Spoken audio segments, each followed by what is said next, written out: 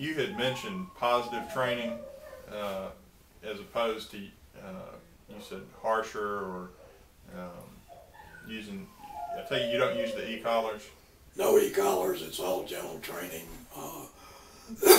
Gentle training, that's what gentle you said. training. And most of it is reward based. When I started training the search and rescue dogs and handlers, I had a lot of trouble teaching the handlers compulsion training, which is the traditional training, and it was taking 18 months to get them trained, the handler, not the dog. Because they really didn't understand compulsion training and couldn't get the timing down and all that. So I looked around and I looked to the marine mammal community for dolphin training, because there's been a lot of money spent, a lot of research done by the Navy on that, and that looked real good to me. And the dog version of that is treats and clickers, and I learned how to clicker train, and I taught my search and rescue handlers how to clicker train.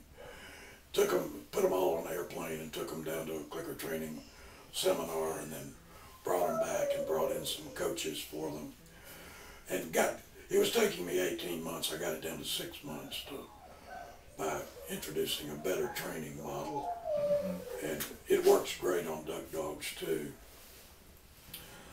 That's kind of my current crusade, if you will.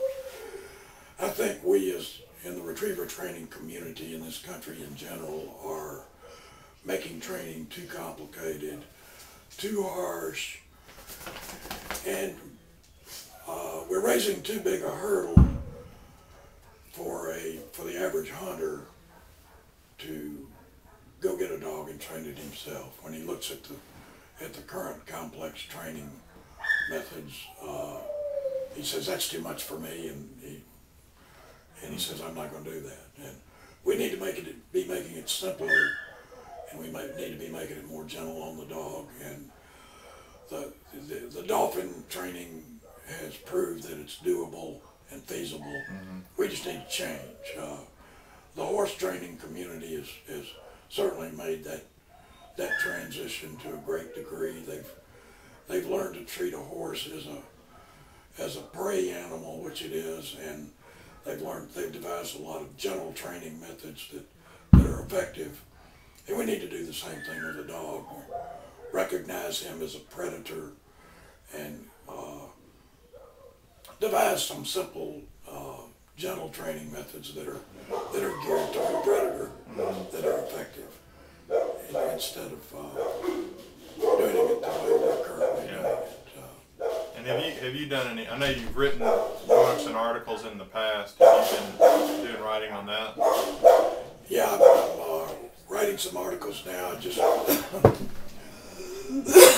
did one in the latest Ducks Unlimited magazine, and I'm getting ready to set up another one.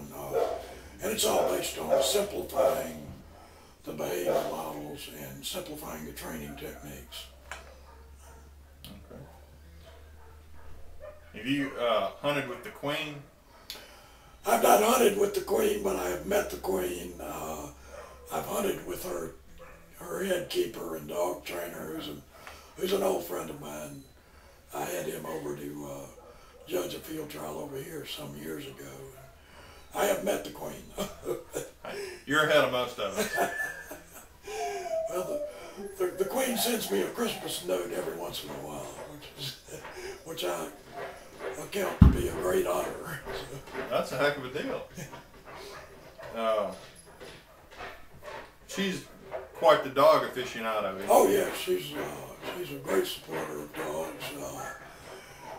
She regularly holds the championships at either at Sandringham or at Windsor or at her place in Scotland, and keeps a kennel full of Labradors and really enjoys them, and is quite an outdoor person.